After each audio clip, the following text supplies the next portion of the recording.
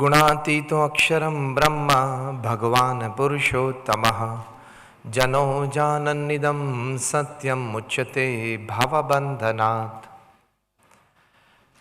With prostrations at the divine feet of Bhagwan Swami, Bhagwan Sri Krishna, Bhagwan Sri Ram, my Guru Hari, Param Pujya Pramukh Swami Maharaj, and my Pragat Guru Hari, Param Pujya Mahant Swami Maharaj, my heartiest Namaskar, good afternoon, Jai Swami Narayan and Jai Sri Krishna. To all the delegates of the Indian Association of Aesthetic Plastic Surgery in this 17th National Conference. And first and foremost, I would like to thank my friend Dr. Sandeep Sharma, we are Barodians, for inviting me to your conference today. And under his able leadership, since last 4 days, you have been acquiring knowledge, new technology, having fun, coming together, sharing and caring for each other. So you all had wonderful time since last 4 days, and hope that you will carry this with you in the days to come, in the months and years to come, that could constantly inspire and rejuvenate you, both.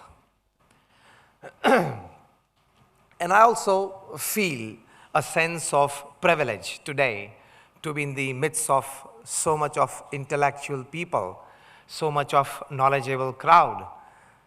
And I consider myself to be quite fortunate for this. Actually, I also had got an admission in medicine. I'm talking of the year 1987. But I opted for engineering because I wanted to go for my public service examinations, UPSC. So I didn't go for medicine because I thought I would find more time to prepare for my UPSC if I'm in engineering. And thereafter, in the third year of my college, Pramukh Swami Maharaj asked me to be a saint, and I thought over it, and since last 30 years, I'm as a saint. So nice to be with all of you today.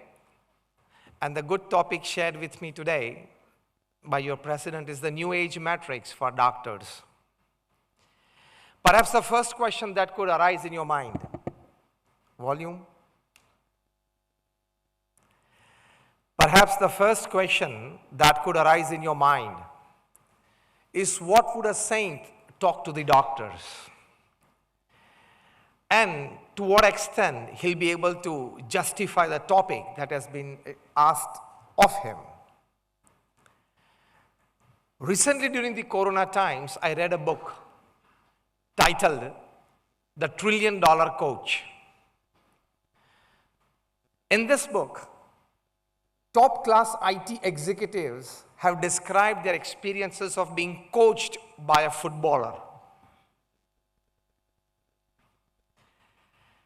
Footballer Bill Campbell, thereafter, after his playing days, he was a football coach. He trained Silicon Valley executives, including Larry Page, the owner of Google, including Steve Jobs, the owner of Apple, including Microsoft top-class executives. So the first question that could arise in your mind is, how can a footballer train top-class executives of an IT company? What has he to do in the Silicon Valley? Am I audible at all the places in the hall? Thank you. So that could be the basic question. But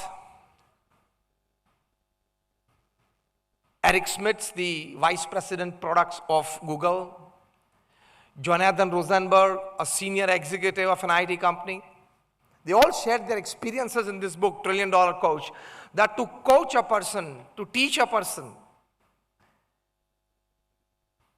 the coach not necessarily should be from the same faculty. Second, the coach should not necessarily be knowing deep about the subject. Third, the coach not necessarily is expected to know about the strategies, the techniques of the fraternity, of the workings of the fraternity. The coach only needs to know the human dynamics between the people working together for all progress and success of theirs.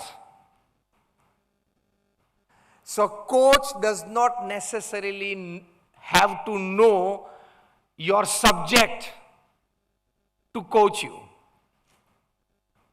Because as Harvard University study says, 90% of your progress, of your growth, of your success depends upon your human relations, human interactions, control of your human expressions, your emotions, your thoughts, your expressions, your behaviors.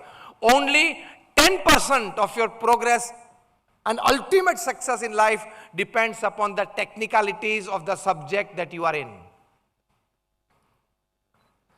So what will make you grow is the human part of you, not the medicine part of you. This $1 trillion coach book says this. Harvard University survey of more than 10,000 professionals of varied subjects, varied fields tells this. Again, I repeat the sentence. For ultimate growth, progress and success in life, your human part is more important than your doctor part in you. And not just important, much more important. Harvard University had another survey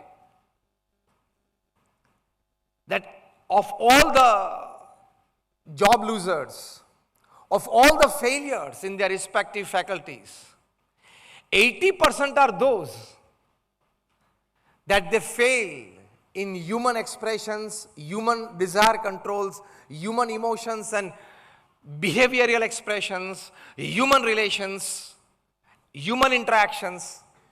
And only 20% of those who lost their jobs or failed in their faculties were those who had some lack of technicalities, some lack of knowledge in their respective fields. So again, this second survey tells us that the human part in us is more important than the technical part in us, the knowledge part in us, even the experience part in us. So with this, what is the new age matrix for the doctors? You all are in some way a master in your field. You all are wonderful surgeons. You practice well. You take care of the patients. And day in and day out, you try to master your subject more, which everybody must. And that is why this conference is. And more experience gained by you, you enjoy your work. And as it is said, that till the last breath of our life, you are all students. Do you agree with me or not? Till the last breath of our life, you are all students in our respective fields. So the technicalities, the depth of the subject, the know-how of the subject, we try to gain every day. Fine, it must happen.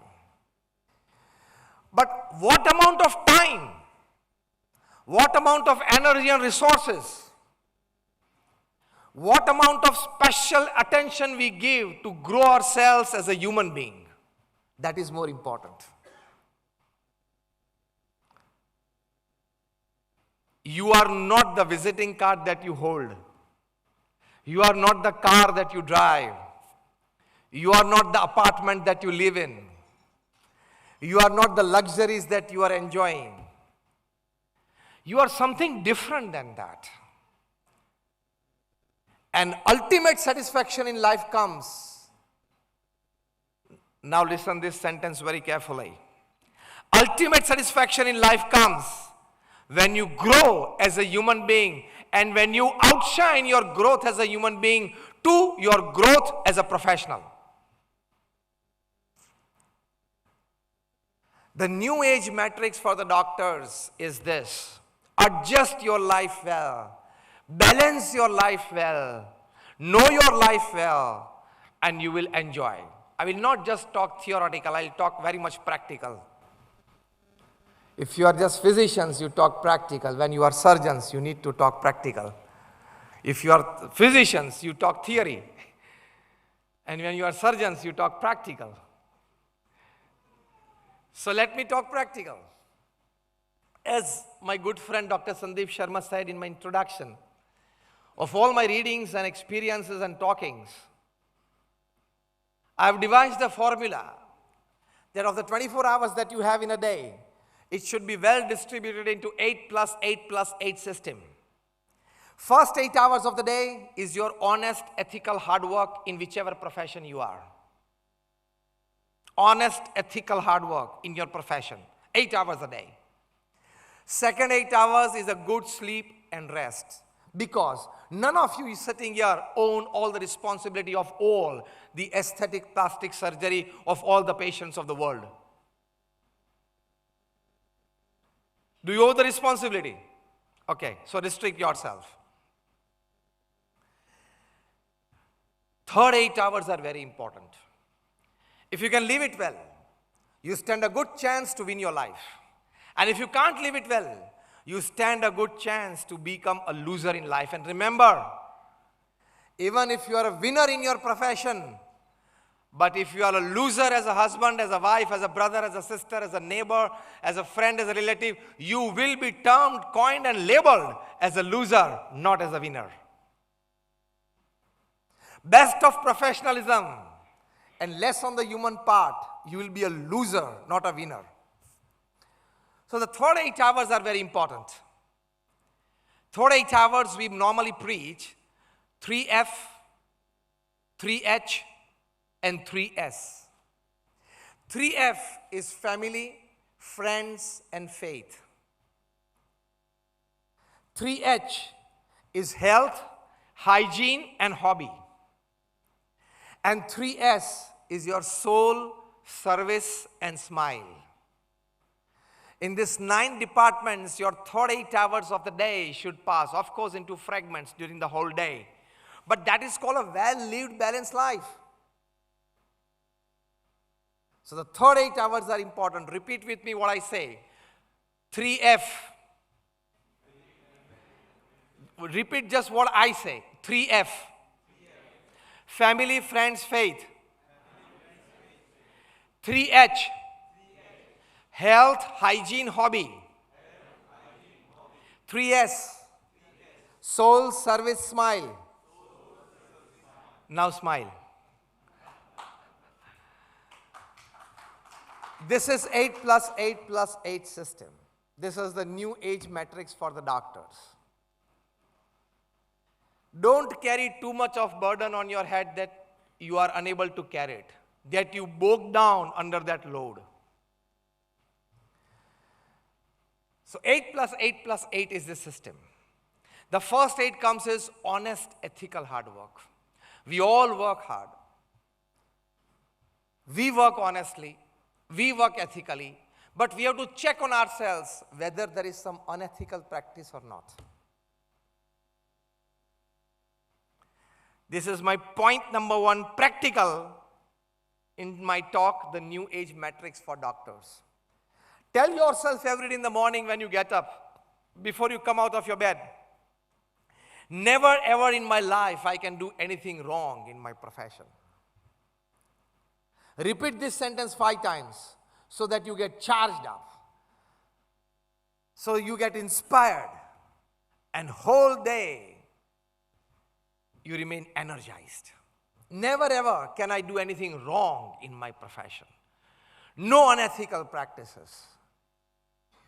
Because ethics has tremendous power. I normally say that ethics is like electricity. Normally you don't experience the power of electricity.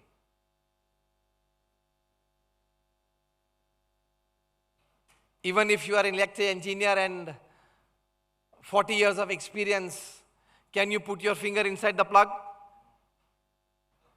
Can the chairman of the electricity board of any state or corporation with his collars up and tell that, see, I am the chairman of this institute and 40 years of experience of electricity distribution in the whole state? So this is the chairman's finger, okay, I'm putting inside the plug. Would the electricity welcome it with garland and bouquets? चिपका देगी ना, मर जाओगे ना, चिपका देगी, मर जाओगे. As you can't play with electricity, you can't play with ethics. As simple as that. Because electricity doesn't know post, position and power. In the same way, ethics doesn't know your post, position and power. So ethics in life is very, very important. Even a simple utterance of a word, even a casual yes or no, on occasions not demanding, or demanding otherwise, can put you in trouble. एक छोटा सा झूठ आपको तकलीफ में ला सकता है. Once a lady passed away and she went to heaven. The angel received her there. Very inspiring story. She entered the first hall, the reception hall of the heavens, and she found wall clocks in abundance all over the four walls and even in the ceiling. And she very inquisitively asked the angel, why so many wall clocks? You need only one wall clock in a room, that's fine. And the angel said, well, these wall clocks are individually dedicated to people on earth. Whenever they utter a lie, the second hand moves. And after the full movement, the minute hand moves. And after that full movement, the hour hand moves. So there were a lot of movements around. And then she said, this clock is steady. All the three arms on 12. Well, that clock belongs to you. He never spoke a lie. Fine. Then out of inquisitiveness, that lady asked the angel, where are the clocks of married men? Where are the clocks of married men? And the angel said, well, there are no clocks here of the married man because all those clocks we use in our office as our office fans.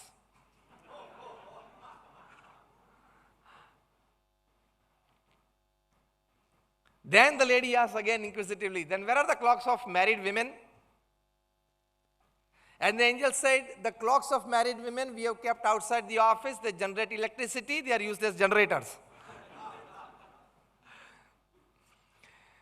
What I mean to say is, unethical practice from the bottom part is saying a lie. Tell yourself, I cannot do anything wrong in my life. एक बार बच जाओगे, दो बार बच जाओगे, red light में से निकल जाते हैं ट्रैफिक लाइट में से तो एक बार बच जाते हैं, दो बार बच जाते हैं, पांच बार बच जाते हैं, फिर फाइन तो होगी, कभी एक्सीडेंट भी होगा, yes or no? Those who played with the ethics of overshining or deshining the cricket ball or deshaping the cricket ball had to leave cricket. Yes or no? Those who tried to play with the banks had to leave India. Some are in London, some are in the Caribbean islands. They'll all be brought back. Nobody is above ethics. In 1986, Argentina won the World Cup. Maradona was the captain. A section of football lovers, they believe and say that Maradona is perhaps the greatest football player who have ever walked this planet. In 1994, years after that, a charity match was played in Europe. The purpose of this charity match was to raise funds for less privileged footballers, for some poor footballers, and for paying some medical bills of their families. Maradona was leading a team. Him and his team, they wore the t-shirt, say no to drugs. And the opposition team was led by Michel Platini, again a great European footballer, and they wore the t-shirt, "Say No to Corruption," because this match was also from the perspective of creating awareness among footballers, because they had drug culture, they had corruption culture. The match was played in a packed stadium, funds raised and funds utilized for the purposes it was designed for. 4 years hence, in 1994, Diego Maradona was caught in a drug scandal and banned from football for 6 months. 25 years later, in 2015, Michel Platini was caught in a corruption scandal, and he was banned from football lifetime. Forget playing football. He cannot hold any official post in any football association anywhere in the world. Maradona wore the t-shirt, "Say No to Drugs." Platini wore the t-shirt, "Say No to." They did not stand by the pledge they had taken. The new age matrix for the doctors is, stand lifetime for the pledge that you have taken, that I'll work ethically with my patients. That is the credit and merit. The organization that I come from, the BAPS Swaminarayan Sanstha, we are one of the largest organizations in the world. We have got a permanent status in the United Nations as an NGO. We have more than 1,300 hospitals, hostels, schools, colleges, Sanskar Kendras, community centers, Akshardhams all over the world. You might all have been to Akshardham at Gandhinagar or Delhi. Just raise your hands. If you've been, all of you, I come from that organization. And just recently, the last of our social services was opening up shelter homes and meals for stranded Indian students on the Ukraine-Poland border. And we helped like more than 8,000 students to cross the border, have meals, stay at the shelter homes, and send back to India. And we are about 1,200 saints in the organization. More than 750 of them are graduates, postgraduates, chartered accountants, doctors, and engineers. Out of them, more than 150 of them are born American and British citizens. Out of them, more than 50 have studied in Ivy League colleges, Stanford, Harvard, Carnegie Mellon, Yale, Keelung. So you should not feel that we had nothing to do and we came here, eh? Sometimes when people see saffron-clad people, they feel that they had nothing to do and they feel that they won't be able to do anything in the society, so they came here. It's not that. We have come over here with a purpose. And we are involved actively in the administration, in the management, in the HR of all these institutes. What I'm talking to now is my hobby. We also work 8 hours a day, 10 hours a day, honest, ethical, hard work. Today, I started from Baroda. I came to Surat, 2 hours of drive. Again, Surat, I flew to Goa. Again, 1 hour drive here. I'm talking to you. In the evening, still I have 2 talks at Hayat. Everybody has to work hard. The point that I'm making is, you should be ethical in your working. Pramukh Swami Maharaj, whose centenary celebrations we are celebrating this year, in the month of November and December in Ahmedabad. It will be a giant 30-day festival, cultural city in Ahmedabad. More than 10 huge domes of 2,000 sitting capacity.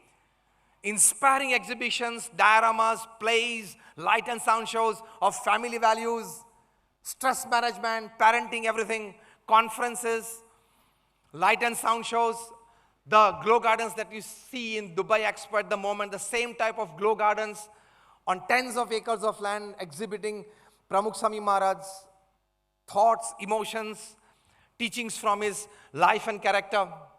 Because Pramukh Swami Maharaj single-handedly raised 1,300 hospitals, hostels, schools, and colleges in a span of 45 years. That is every 15th day. That is every 15th day an institute gifted to the society. See the ethics in his life. He was once asked, which thought remains with you 24/7? He said that the thought that has never entered my mind. Shall I tell it first? And that was more interesting. Pramukh Swami Maharaj said, the thought of hurting anybody, physically, mentally, or emotionally, has never entered my mind. This is called ethical living. The first and the foremost thing is this: absolutely ethical living. When you live ethically, when you work ethically, you live a fearless life. You live a doubtless life, which is most important. To live a doubtless life and live a fearless life, to live a life where you can hold your head high in the midst of any crowd, is a life well lived, isn't it? Is the life best lived, isn't it?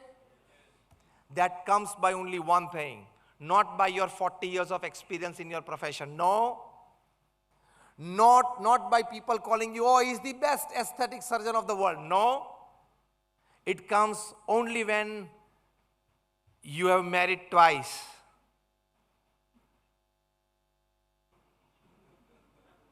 It comes only when you are married twice. One with your spouse and second with ethics.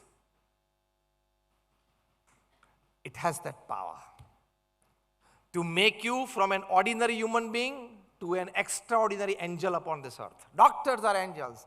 Corona times proved it. And because of the medical fraternity, we common man, we are alive today.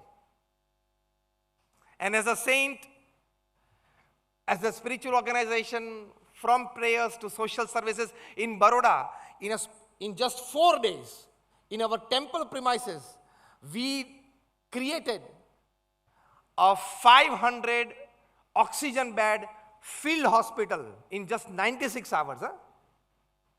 And free services, doctor knows. And free meals to patients, their relatives, doctor, paramedical staff. 500 oxygen bed field hospital. If you work ethically, people will love you. People will join you. People will accept you. Second important part of the new age matrix for doctors is your attitude towards people, towards circumstances and happenings in life. Your attitude should be high. Your attitude should be pure. Your attitude should be pious. Less on professionalism and better on attitudes, you will score well. Less on attitudes, even the best on professionals, you will score less. I have read more than 500 biographies and autobiographies of great personalities across the world. I'm sharing you some of the secrets of that. And that is, one of them is attitudes towards people and towards circumstances, towards work. In 1992, we had a doctors' conference during the inauguration of Swami and Akshardham in Gandhinagar. And one Dr. Neville Hacker from Australia, a leading cardiologist in Sydney, was one of our faculties. When he met Pramukh Swami Maharaj personally, a one-on-one conversation, 5-7 minutes into the conversation, and Pramukh Swami Maharaj asked him his traditional question. He asked in Gujarati, I'm just talking in English for everybody's convenience. Pramukh Swami Maharaj asked him, sir, do you go to church and pray? Dr. Neville Hacker said, Swamiji, see, my patient is my God and my hospital is my church. Fine, okay. Everybody lives with their philosophy and ideology. We are comfortable with all. Fine, okay. And everybody has the right. Pramukh Swami Maharaj asked him a second question. The doctor, if sometimes that might have happened,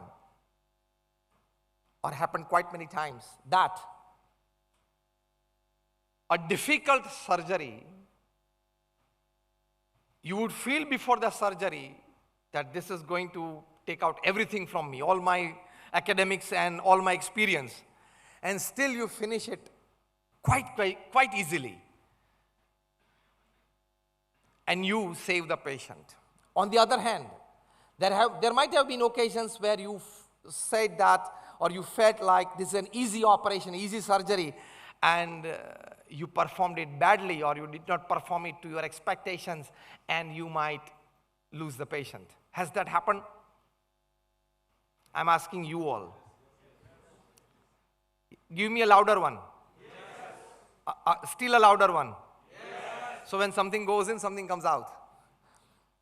We all as doctors have experienced that sometimes we estimated the surgery to be simple and yet it became complex during the surgery and we were not able to perform to our expectations. Other hand, we have found that sometimes the surgeries, we found that this is a typical one, this is a difficult one, this is a complex one, and we could easily perform it. And you got the best results beyond your expectation. Have you ever given a thought to this? That I am the same person, same academics, same knowledge, same experience. Why sometimes I fail a simple surgery and while sometimes I succeed 200% in a complex surgery?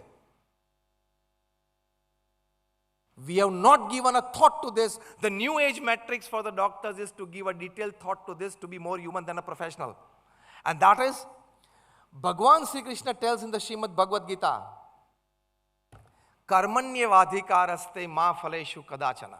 Very, very clearly says to Arjuna and thus all of us, that your job is to perform your duty well to the best of the resources that you have. Apply what you have. But on the other hand, accept the final result because Krishna says, I decide it. So you doctors, when you write the prescription on the top left, you write RX before you write a prescription. It's a Greek word. And you say, thou take care. I'm just prescribing, but ultimately you will take care.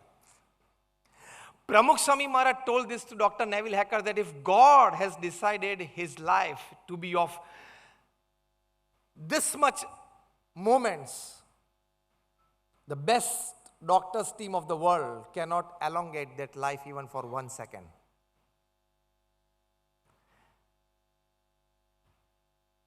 And if God has decided that still, even after a severe accident, even after a severe brain hemorrhage probably, still I give him a life of 10 years, then even an ordinary hospital and an ordinary doctor will work upon him and he will succeed.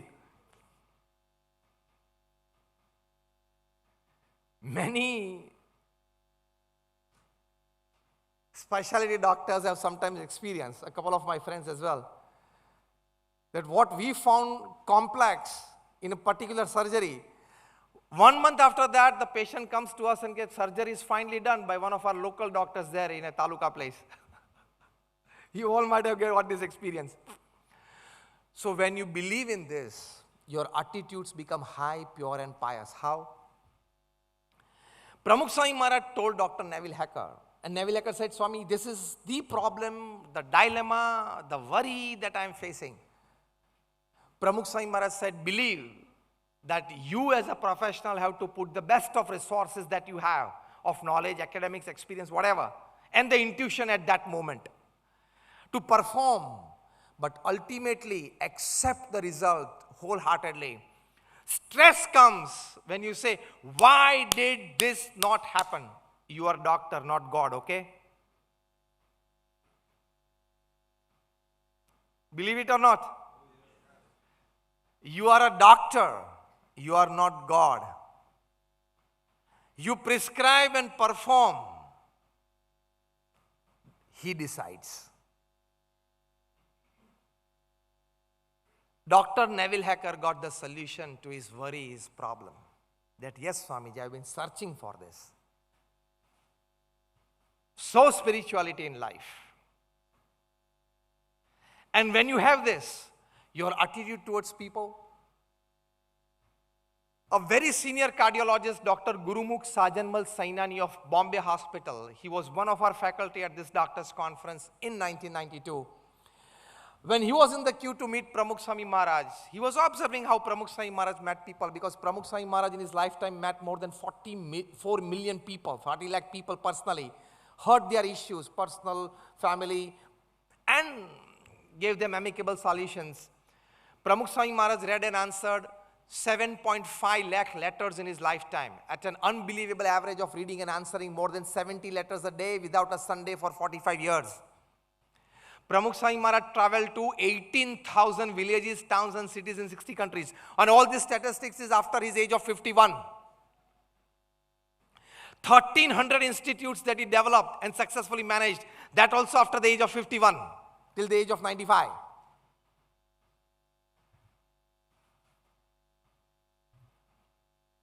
G.S. Sainani told that we physicians, we have 6 senses. सभी को 5 senses होती है, शब्द, स्पर्श, रूप, रस और गंध. We have 6 senses.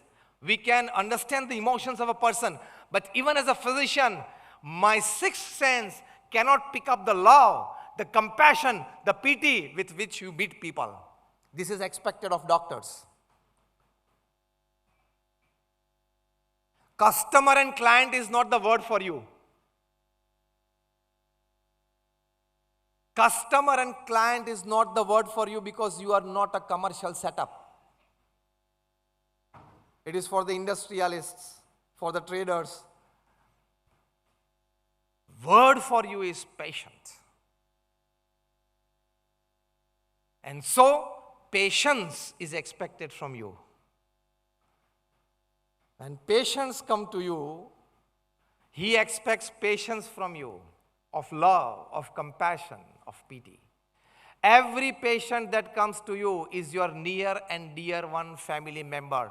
Keep this attitude towards the people you meet, towards the patients who come to you, and this is the new age matrix for doctors. A smiling doctor can heal 50% of the patient's disease. Do you believe in this? Just raise your hands, yes or no? A smiling doctor heals 50% of the patient's illness. Don't be overlooked by your work that you start working like a machine on patients. Be more human. And as I said, the human part in you is more important than the professional part in you. For all your growth, success, every happiness, everything. Attitude towards people. Attitude towards work. Pramukh Swami Maharaj used to say that if you feel that I'll do this work after 2 minutes, that is procrastination. जो आज करना है वो आज ही करना है. लेकिन साथ में attitude towards work, I will put my best foot forward. I will accept the final result. That is attitude towards work. Then no stress.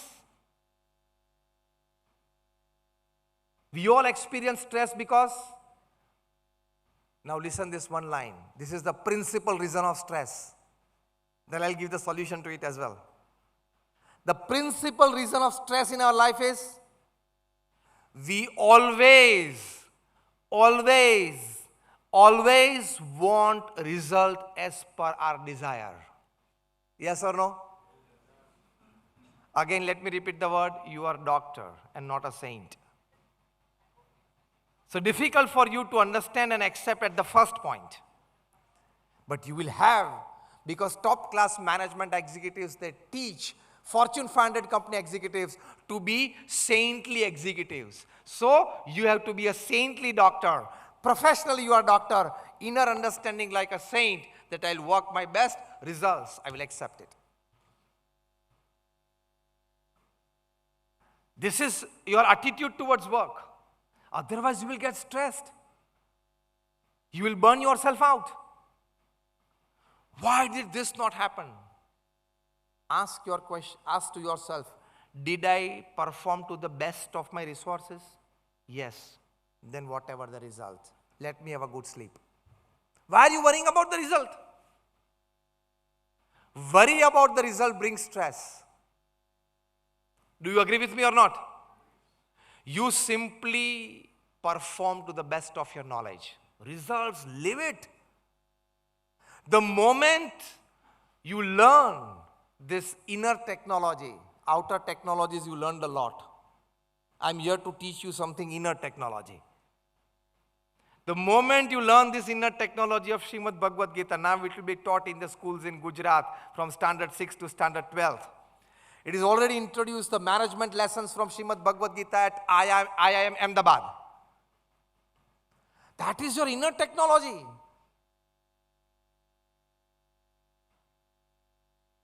Then you will never experience stress.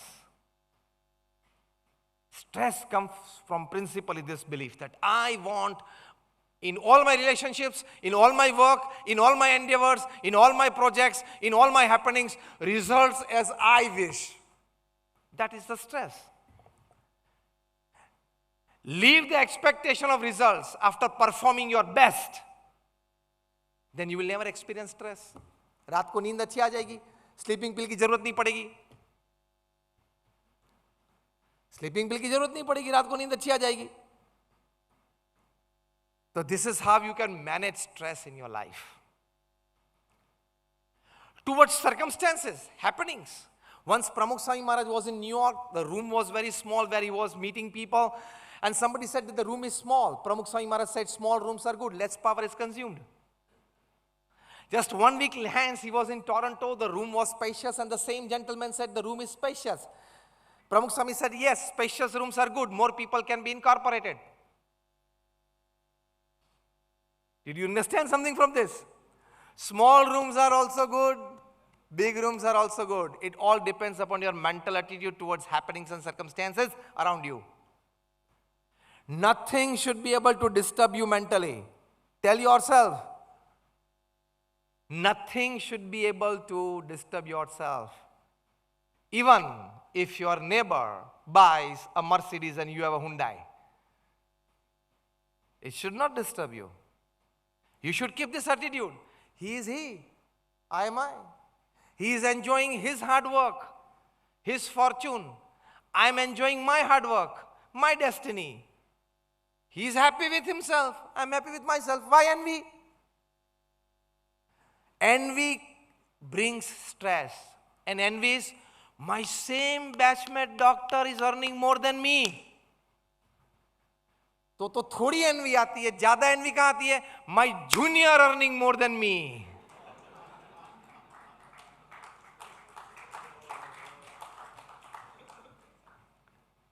My junior well placed than me. My junior now becomes the president of the association. That means you understood your aesthetic surgery well, but you did not understand life. You are a smart professional, but a very poor human being. Very poor human being if you get this thought. Again, I repeat. If you get such thoughts of envy or jealousy with your competitors, let me loosen the word, make it light, with your classmates, batchmates, or with your juniors. You may be high on professionalism, knowledge, and your surgery part, but you are a very, very poor human being. Why envy and jealousy? He is enjoying his hard work, his destiny, his progress. I am enjoying my hard work, my destiny, my progress. Where to envy? Am I right or wrong? Live as a human being. Then you will never be into stress. My neighbor, my competitor has got a Merc. I will rest only when I get a Merc, so I'll start working at till 11 and till 12 at midnight. Then where is the work-life balance? Again, I said in one sentence, you being successful as a doctor after 40 years of practice, but failure as a husband, as a father, as a wife, as a daughter, as a brother, you are a failure in life. You will be termed, labeled, and coined as a failure, not as a successful professional. You become a shining successful professional only when you have a shining work-life balance and a shining one as each and every role in your life. Then you will never get stressed. So for stress, I said two things. One, understanding that my job is to do my work well. Results is not in my control. Understand that well. So if you underperform sometime, don't get into stress. And the reverse, if you overperform and better perform somewhere, don't come into the egoistic stage. Yes, today I did it. Even when your team says, doctor, this was great, tell yourself, maybe God worked better through me today. That keeps you humble. That keeps you humble. That does not allow your eye to inflate. Because God has a habit to puncture all the inflated eyes.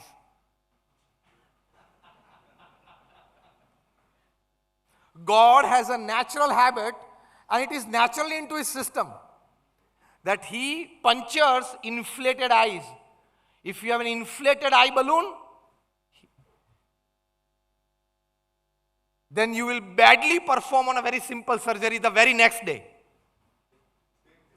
Same day.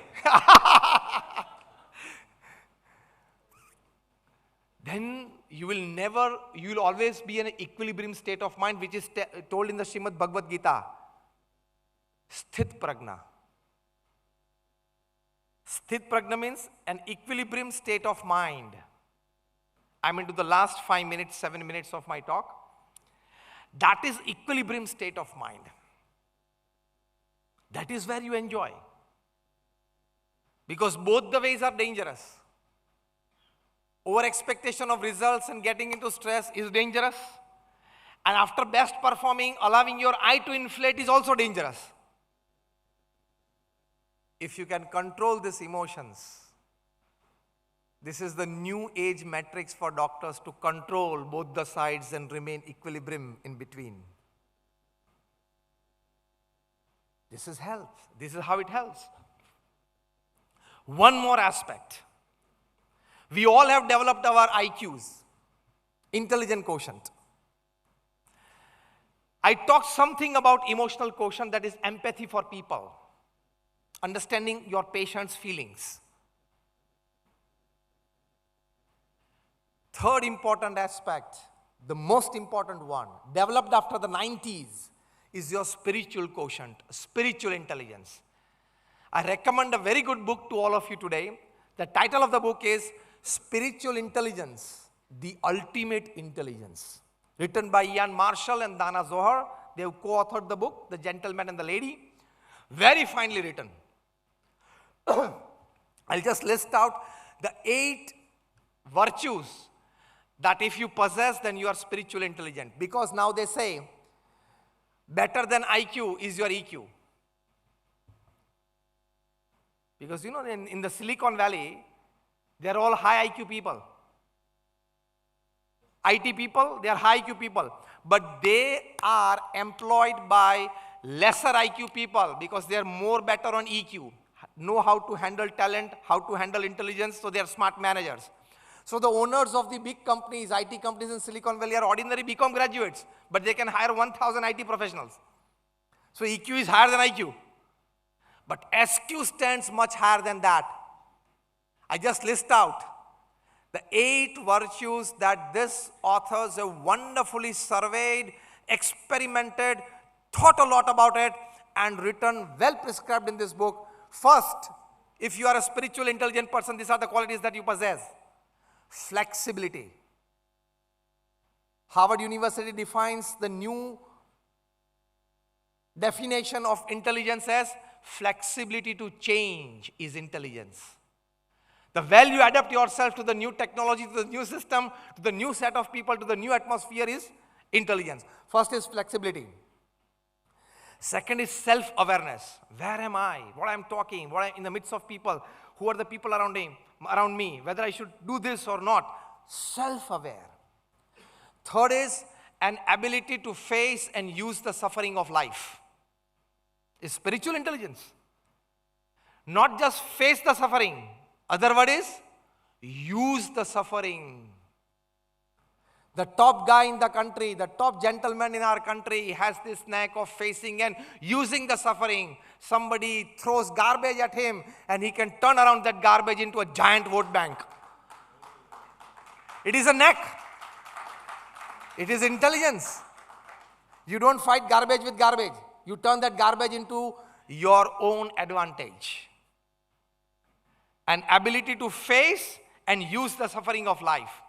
Fourth quality of a spiritual intelligent person, an ability to be inspired by vision. Fifth, an ability to see connection between diverse things. Sixth, an ability to cause as little harm as possible.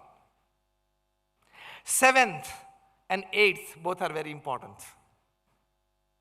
which gives the scope to innovations. Seventh is an ability to ask and probe fundamental questions of your department. And the eighth is a terrific one, which I love the most. The eighth quality of a spiritual intelligent person is an ability to work against a convention. एक मान्यता और ढांचा के विरुद्ध जाके वो काम कर सकते हैं. These are the 8 qualities of a spiritual intelligent person. Both these authors, they write in this book that if you try to develop your spiritual intelligence more, then you will be more as a human being. You will enjoy your life. People associated with you will get happiness, will get ease of mind in just an association with you. This is life.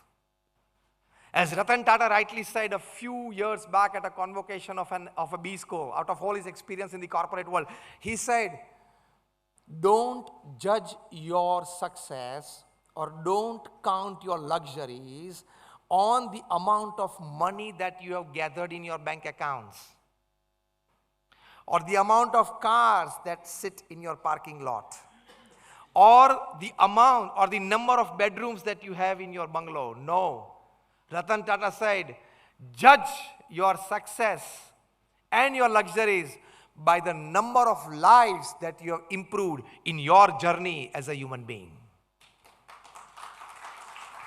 How much lives did you improve? So whenever you as a doctor are treating a patient and if you see that he has an addiction of a tobacco or liquor, tell him on face that I see perhaps a cancer to you in near future. One sentence of social service to each patient and you can improve the society and serve it much better. Because when a doctor says, he believes more. Yes or no? Improve the lives of people, not just treat the diseases. Not just cosmetics on the face, cosmetics of the soul as well. Cosmetics of the life as well.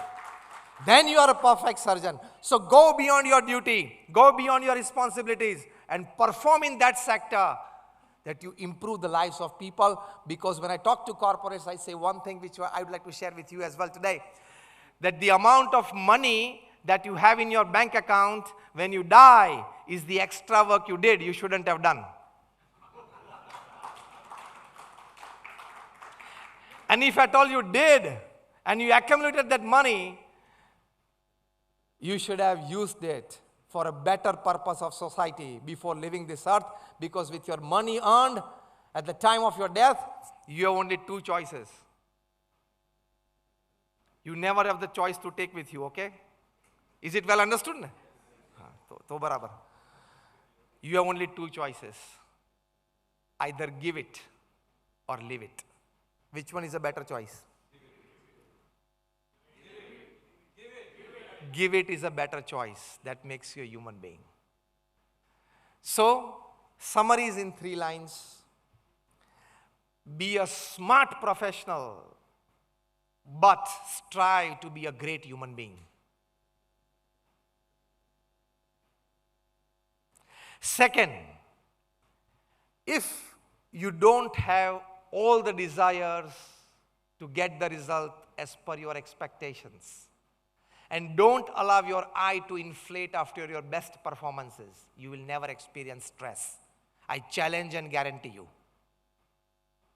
And the third thing, treat your patients as your family members. They are not customers and clients. They are patients, so they expect patience from you. Thank you very much for patiently listening to me, and all my prayers for all of you.